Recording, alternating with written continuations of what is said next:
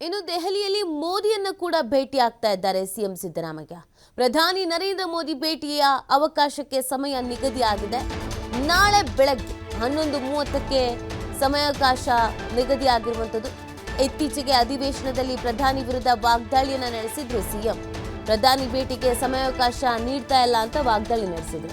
ಈಗ ಭೇಟಿಗೆ ಅವಕಾಶ ಹಿನ್ನೆಲೆ ಅನುದಾನದ ಬಿಡುಗಡೆಗೆ ಮನವಿಯನ್ನು ಮಾಡಿಕೊಳ್ಳಲಾಗುತ್ತೆ. ಬರ ಪರಿಹಾರ, ನರೇಗಾ, ಮಾನವ ಸಂಪನ್ಮೂಲ ಹೆಚ್ಚಳಕ್ಕೆ ಮನವಿಯನ್ನ ಮಾಡಿಕೊಳ್ಳಲಾಗುತ್ತೆ.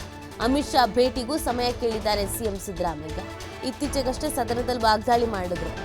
ಕರ್ನಾಟಕ ಅಂತ ಬಂದಾಗ ಇಲ್ಲಿಗೆ ನಮ್ಮ ಸರ್ಕಾರಕ್ಕೆ ಅಂದರೆ ನಮ್ಮ ರಾಜ್ಯಕ್ಕೆ ಅನುದಾನ ಬಿಡುಗಡೆ ಮಾಡಿ ಅಂತ ಕೇಳೋಣ ಅಂತ ಅಂದ್ರೂ ನಮಗೇನು ಅವಕಾಶ ಕೊಡಲ್ಲ ಅವ್ರನ್ನ ಭೇಟಿ ಆಗೋದಕ್ಕೆ ಅಂತ. ಇದೀಗ ಅವಕಾಶ ಸಿಕ್ಕಿದೆ. ನಾಳೆ ಬೆಳಗ್ಗೆ 11:30ಕ್ಕೆ ಅವಕಾಶ ಸಿಕ್ಕಿದೆ. ಪ್ರಮುಖವಾಗಿ ಪ್ರಧಾನಿ ನರೇಂದ್ರ ಮೋದಿ ಅವರ ಬಳಿ ಒಂದಷ್ಟು ಅನುದಾನಗಳ ಬಿಡುಗಡೆಯ ವಿಚಾರಕ್ಕೆ ಸಂಬಂಧಪಟ್ಟಂತೆ ಚರ್ಚೆಯನ್ನು ಮಾಡಲಿದ್ದಾರೆ. ರಾಜ್ಯ ಸರ್ಕಾರಕ್ಕೆ ಏನೆಲ್ಲ ಸಮಸ್ಯೆಗಳು ಇದೆ, ರಾಜ್ಯಕ್ಕೆ ಏನೆಲ್ಲ ಅನುದಾನಗಳು ಬರೋದು ಬಾಕಿ ಇದೆ, ಏನೆಲ್ಲ ಗೊಂದಲಗಳು ಎದುರಾಗ್ತಾ ಇದೆ, ಈ ಅನುದಾನ ಬಿಡುಗಡೆ ಆದರೆ ಎಷ್ಟು ಉತ್ತಮ, ಇದೆಲ್ಲದರ ಮನವರಿಕೆ ಮಾಡಿಕೊಡುವಂಥ ಸಾಧ್ಯತೆ ಇದೆ. ಇನ್ನು ಅಮಿತ್ ಶಾ ಭೇಟಿಗೂ ಕೂಡ ಅವಕಾಶವನ್ನು ಕೇಳಲಾಗಿದೆ. ಬರ ಪರಿಹಾರ, ನರೇಗಾ, ಮಾನವ ಸಂಪನ್ಮೂಲ ಹೆಚ್ಚಳಕ್ಕೆ ಇದೇ ಸಂದರ್ಭದಲ್ಲಿ ಮನವಿಯನ್ನು ಮಾಡಿಕೊಡಲಿದ್ದಾರೆ. ಈ ಬಾರಿ ಕರ್ನಾಟಕ ರಾಜ್ಯ ಒಂದು ಎದುರಿಸಿದಂಥ ಒಂದು ದೊಡ್ಡ ಸವಾಲು ಅಂತಂದರೆ ಅದು ಬರಗಾಲನೇ. ಬರಗಾಲದ ಪರಿಸ್ಥಿತಿ, ರೈತರು ತೀರಾ ಕಂಗಾಲಾಗಿದ್ದರು. ಹಣ ಬಿಡುಗಡೆ ಮಾಡಿ, ಅನುದಾನ ಕೊಡಿ, ಪರಿಹಾರ ಕೊಡಿ ಅಂತ ರೈತರು ಕೇಳಿದ್ರು. ಬೊಕ್ಕಸದಲ್ಲಿ ದುಡ್ಡಿಲ್ಲ. ಆ ಕಾರಣಕ್ಕೆ ರಾಜ್ಯ ಸರ್ಕಾರ, ಕೇಂದ್ರ ಸರ್ಕಾರವೂ ನಮಗೊಂದು ಸ್ವಲ್ಪ ಸಹಾಯ ಮಾಡಿದ್ರೆ, ಕೇಂದ್ರ ಸರ್ಕಾರದಿಂದ ಬರಬೇಕಾದಂಥ ಅನುದಾನಗಳು ಬಂದರೆ ಸ್ವಲ್ಪ ಉಸಿರಾಡ್ಬೋದು ಅಂತ ಹೇಳ್ತಾ ಇದ್ರು. ಅದರಂತೆಯೇ ಏನೆಲ್ಲ ಸಮಸ್ಯೆಗಳಿಗಿದೆ, ಅದಕ್ಕೆ ಪರಿಹಾರಗಳು ಏನೆಲ್ಲ ಬೇಕು, ಅನುದಾನದ ವಿಚಾರ, ಇದೆಲ್ಲವನ್ನು ಚರ್ಚೆ ಮಾಡಲಿದ್ದಾರೆ. ಈ ಬಗ್ಗೆ ಮತ್ತಷ್ಟು ಮಾಹಿತಿಯನ್ನು ನೀಡಲಿದ್ದಾರೆ ನಮ್ಮ ಪ್ರತಿನಿಧಿ ಶಿವು.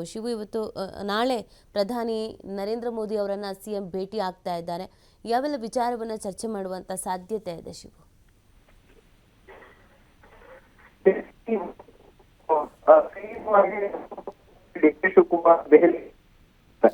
ಸಂಜೆ ದೆಹಲಿಗೆ ತೆರಳಿ ದೆಹಲಿಯಲ್ಲಿ ವಾಸ್ತವ್ಯವನ್ನ ಹೂಡ್ತಾ ಇದ್ದಾರೆ. ಹಾಗೆ ಹೈಕಮಾಂಡ್ ನಾಯಕರನ್ನು ಕೂಡ ಅವರು ಭೇಟಿ ಮಾಡಲಿದ್ದಾರೆ. ನಾಳೆ ಬೆಳಗ್ಗೆ 11:30ಕ್ಕೆ ಮುಖ್ಯಮಂತ್ರಿಗಳು ಪ್ರಧಾನಿಗಳ ಒಂದು ಭೇಟಿಗೆ ಸಮಯ ನಿಗದಿಯಾಗಿದೆ. ಹಾಗಾಗಿ ಯಾಕೆಂದ್ರೆ ಸದನದಲ್ಲೂ ಕೂಡ ಬರಗಾಲದ ಚರ್ಚೆ ಸಂದರ್ಭದಲ್ಲಿ ಉತ್ತರ ಕೊಡುವಂತ ಸಂದರ್ಭದಲ್ಲಿ ಸಾಕಷ್ಟು ಆಕ್ರೋಶವನ್ನ ವ್ಯಕ್ತಪಡಿಸಿದ್ರು. ರಾಜ್ಯಕ್ಕೆ ಬರಬೇಕಾದಂತ GST ಬಾಕಿ ಬರ್ತಾ ಇಲ್ಲ, ಬರಗಾಲದ ವಿಶೇಷ ನೆರವು ಇಲ್ಲಿಯವರೆಗೂ ಕೂಡ ಬಂದಿಲ್ಲ. ನಂತರ ರಾಜ್ಯದಲ್ಲಿ ಅತಿ ಹೆಚ್ಚು ತೆರಿಗೆಯನ್ನ ಕಲೆಕ್ಟ್ ಮಾಡಿದ್ರು ನಮ್ಗೆ ಹಿಂದಿನಿಂದಲೂ ಕೂಡ ರಾಜ್ಯಕ್ಕೆ ಸತತವಾಗಿ ಅನ್ಯಾಯವನ್ನ ಮಾಡ್ತಾನೆ ಬರ್ಲಾಗ್ತಾ ಇದೆ, ತಾರತಮ್ಯ ಧೋರಣೆಯನ್ನ ಪ್ರಧಾನಿಗಳು ಮಾಡ್ತಾ ಇದ್ದಾರೆ ಅನ್ನುವಂತ ಆರೋಪವನ್ನ ನಿರಂತರವಾಗಿ ಸಿದ್ದರಾಮಯ್ಯ ಅವರು ಮಾಡ್ತಾ ಇದ್ರು. ಆ ಕಾರಣಕ್ಕೆ ನಾಳೆ ಬೆಳಗ್ಗೆ 11:30ಕ್ಕೆ ಭೇಟಿಗೆ ಸಮಯಾವಕಾಶವನ್ನ ಕೊಡಲಾಗಿದೆ. ಭೇಟಿ ಸಂದರ್ಭದಲ್ಲಿ ಬರ ಪರಿಹಾರ, ಯಾಕೆಂದ್ರೆ ಸುಮಾರು 36,000 ಕೋಟಿ ರೂಪಾಯಿಗಳು ರಾಜ್ಯದಲ್ಲಿ ಬೆಳೆ ನಷ್ಟ ಆಗಿದೆ.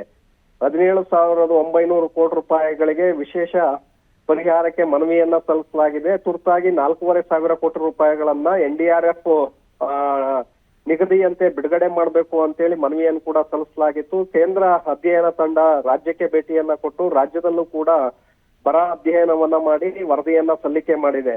ಆದ್ರೆ ಇಲ್ಲಿಯವರೆಗೆ 1.5 ತಿಂಗಳಾಯ್ತು, ಇಲ್ಲಿಯವರೆಗೂ ಕೂಡ ಪರಿಹಾರದ ಹಣವನ್ನ ಬಿಡುಗಡೆ ಮಾಡಿಲ್ಲ. ರೈತರ ಬೆಳೆ ನಷ್ಟ ಪರಿಹಾರವನ್ನ ರಾಜ್ಯ ಸರ್ಕಾರ ಇನ್ನೂ ಕೊಟ್ಟಿಲ್ಲ.